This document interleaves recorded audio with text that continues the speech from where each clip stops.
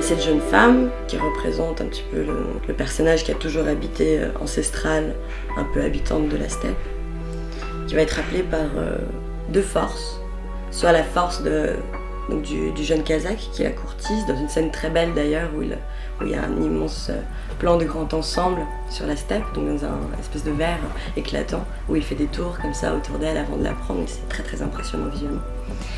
Et qui représente en fait la continuité de sa vie dans la steppe, une sorte de tradition qui va se poursuivre de génération en génération.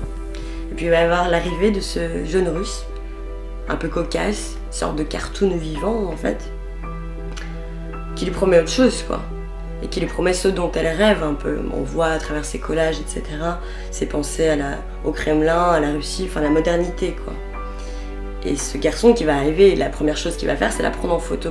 Donc il va apporter la technologie à laquelle elle n'a pas accès, quoi. Elle qui simplement voilà, s'occupe de son père, etc.